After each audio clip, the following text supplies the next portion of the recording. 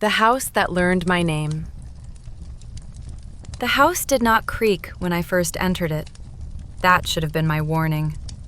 It sat at the end of Bramble Lane, where the fog pooled like something poured and forgotten. No birds nested in its eaves. No ivy dared climb its walls. The windows reflected nothing, not the sky, not my face, only a dim suggestion of depth, like eyes pretending to be blind. I was hired to catalog what remained inside. "Estate work," the solicitor said. "No heirs." He didn't mention the smell. It greeted me at the threshold. Old water, rust, and something sweet that had gone bad a long time ago. The air felt used. My footsteps were swallowed by carpets so thick with dust it seemed soft, like skin that hadn't been touched in years. The front door closed behind me without a sound. I turned immediately, heart jolting, but it was only shut, not locked. Still, my name fluttered at the edge of my thoughts, as if someone had almost said it. I told myself, houses make noises. Houses settle. Houses remember nothing. The first room was a sitting room arranged for an audience that never arrived. Chairs faced inward. A piano slumped in the corner, keys yellowed like old teeth. When I brushed one by accident, it didn't ring. It sighed. Upstairs, the hallway narrowed the farther I walked, stretching impossibly long. Doors lined the walls, each one slightly ajar, each one breathing faintly. I opened the nearest. The bedroom inside was small, child-sized. A single bed, a wardrobe with its doors torn off. The walls were scribbled with charcoal drawings, stick figures with mouths too wide, eyes blacked out until the paper tore. In the center of the floor sat a mirror, cracked straight down the middle. My reflection lagged. When I raised my hand, it followed a fraction too late, like it had to be reminded. I stepped back, pulse roaring, and the reflection smiled when I didn't. That was when I heard it clearly for the first time. My name. It came from the walls, from the carpet, from the narrow gap beneath the bed. It wasn't spoken aloud. It was remembered. I fled back into the hall, but the hall was wrong now. The doors were gone. The wallpaper pulsed, pattern shifting like something alive beneath it. I ran until my lungs burned, until my feet found stairs that spiraled downward far longer than they should have. The basement smelled the worst. There were shelves down there, filled with jars. Each jar held something pale and indistinct, floating in cloudy liquid. Hair, teeth, scraps of cloth. Every jar bore a label, the ink faded but legible. Names. Some were crossed out, some circled. One at the end of the shelf was fresh, the ink still dark. Mine. I staggered back, knocking a jar loose. It shattered on the floor, liquid seeping toward my shoes. Something inside twitched once, as if offended. "You stay," the house whispered, not in words, but in certainty. Memories that weren't mine began to press in. Children hiding under stairs, a woman counting breaths in the dark, a man pounding on walls that swallowed the sound. The house had learned them all, learned how fear tasted, learned how long a person could scream before hope curdled into obedience. I tried the stairs. They led me back to the sitting room. I tried a window.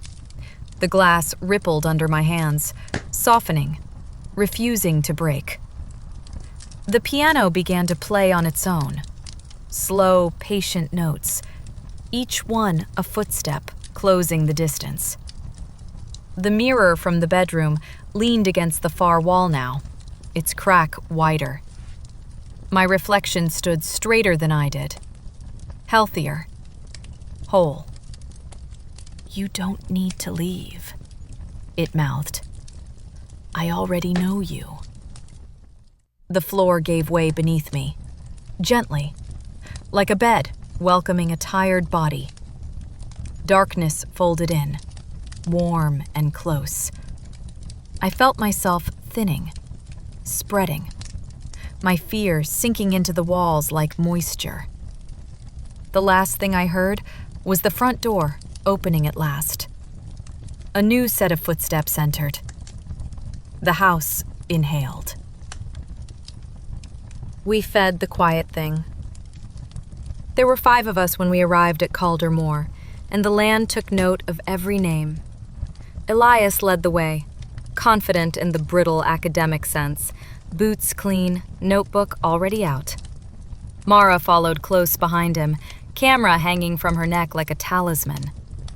Jonah walked a few steps back, complaints about the cold, while Lena kept pace beside me, fingers hooked into my sleeve as if the fog might pull me away if she let go.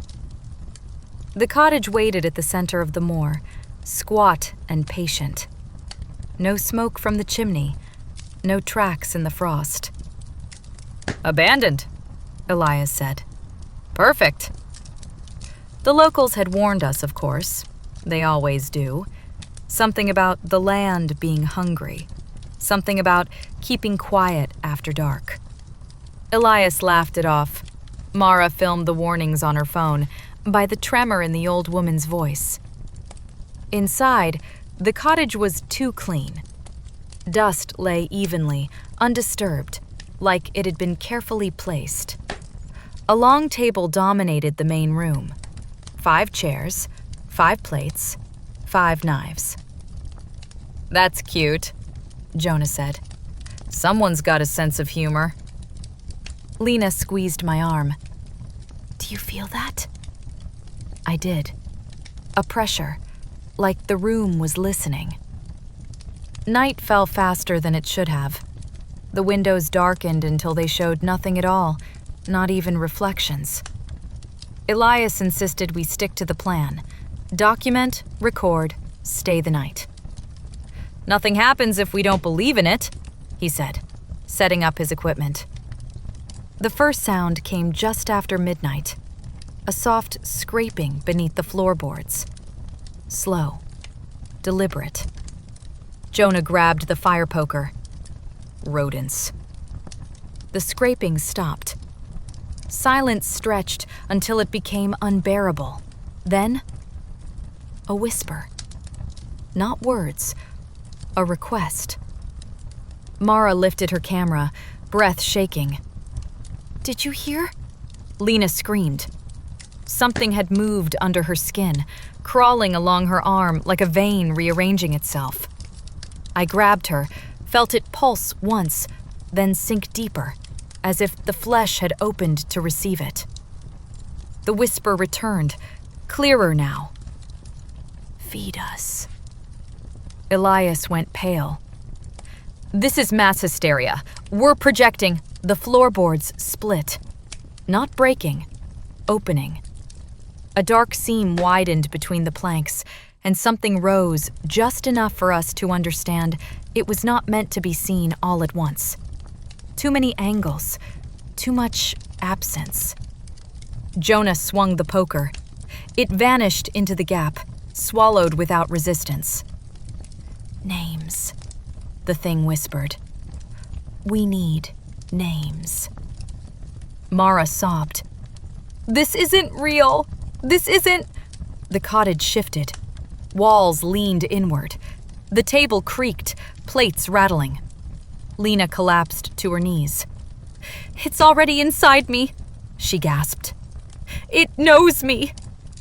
The thing hummed, pleased. Elias did something then that I will never forgive him for. He spoke quickly, voice shaking but determined. "Jonah," he said. The name echoed, bouncing off the walls, sinking into the floor. Jonah froze. His mouth opened, eyes wide with understanding, just before the ground beneath him softened. Hands, too many, wrong, dragged him down. His screen cut off as the boards closed seamlessly over him.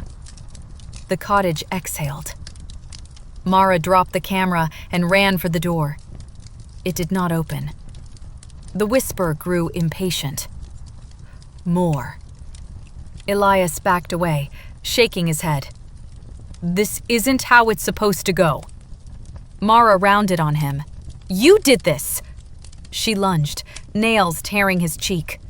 He shouted her name in reflex. The house took it gladly. She vanished, faster than Jonah had, pulled apart like mist. Her camera clattered to the floor, still recording. Only 3 chairs remained now. 3 plates. Lena was crying quietly. "It won't stop," she said. "It's counting us." Elias stared at me, eyes hollow. "I'm sorry," he whispered, and said Lena's name. The thing surged, ecstatic. I don't remember screaming, but my throat burned afterward. When it was over, the room was calm again. Clean. 2 chairs. 2 plates. Elias sank into one, shaking.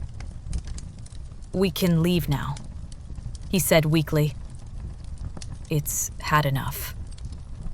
The whisper slid close to my ear. "One more." I looked at Elias, at the blood on his face, at the empty space where my friends had been. I said his name. The cottage settled, satisfied. At dawn, I walked out alone. The fog parted politely, the ground firm beneath my feet. Behind me, the cottage waited. Patient. Hungry again. The last broadcast from Station K91. They built Station K91 beneath the salt flats because nothing grew there and nothing stayed. The earth was dry, obedient, easy to carve into corridors that swallowed sound. Officially, the station monitored seismic anomalies. Unofficially, it listened for something no one wanted to name. There were 6 of us on the night shift.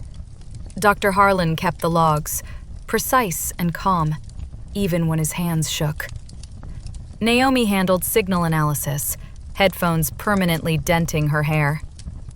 Russo maintained the generators, pretending not to notice when the lights dimmed without reason. June slept in short, violent bursts. Clara watched the cameras. I handled communications, broadcasts that no one ever answered. At 2:17, we received a signal. It wasn't sound at first. It was pressure. The walls thrummed faintly, like a held breath. Naomi stiffened, fingers hovering over the console. "That's not seismic," she said. "It's patterned." The signal resolved into noise. Static folded over itself, then a rhythm. 3 pulses, a pause. 3 pulses again. June. "Someone messing with us?" "No," Clara said. Her eyes were fixed on the monitors. "Something's wrong with Corridor C." The camera feed showed the corridor stretching longer than it should, lights receding into a darkness that hadn't been there before. Dr. Harlan stood. "Record everything." The signal changed. It learned how to sound like a voice. At first, it mimicked us, badly. Scraps of speech stitched together, syllables collapsing under their own weight. Then, it found Naomi's cadence, her breathing, her hesitation before certain words. She ripped the headphones off, blood running from one ear. "It's inside the system," she whispered. "It's listening back." The lights flickered. Rousseau ran for the generator room. He never came back. The cameras showed Corridor B folding inward, walls bowing like wet paper. Something moved there, not forward, but through, as if distance were optional. The voice spoke again, clearer now. "Help!" It used my voice. I felt it scrape against my thoughts, sorting memories, discarding what it didn't need. Childhood radio shows, emergency protocols, the sound of my mother calling me in from the dark. June began to cry. "It knows us!" Dr. Harlan shook his head violently. "It's a resonance phenomenon, a feedback loop." The sound came from every speaker at once, vibrating our teeth. "Clara." The camera feed for Control Room 3 went white, then dark. When it returned, the room was empty, except for something wet dragging itself out of frame. The signal strengthened. Words arrived, fully formed now. "Stay." The doors sealed. Red lights bathed the control room, painting us like warnings. Naomi collapsed, shaking, murmuring strings of numbers that meant nothing anymore. Dr. Harlan grabbed a recorder. "This is station K91. We are experiencing—" The voice interrupted him, finishing the sentence perfectly. "We are experiencing contact." He dropped the recorder.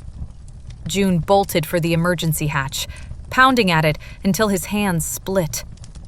The metal softened under his touch, sagging inward. Something reached through from the other side, gently, almost curious. June, until the sound was taken from him.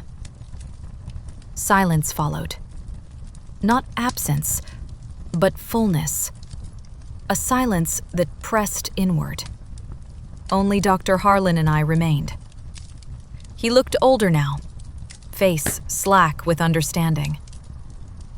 "It's not invading," he said softly. "It's replacing." The voice, pleased. I lunged for the broadcast console, fingers flying. If it wanted voices, I would drown it in one. "This is station K91, I said, forcing my fear into steadiness. "If anyone can hear this, do not respond. Do not listen. Do not—" The signal surged.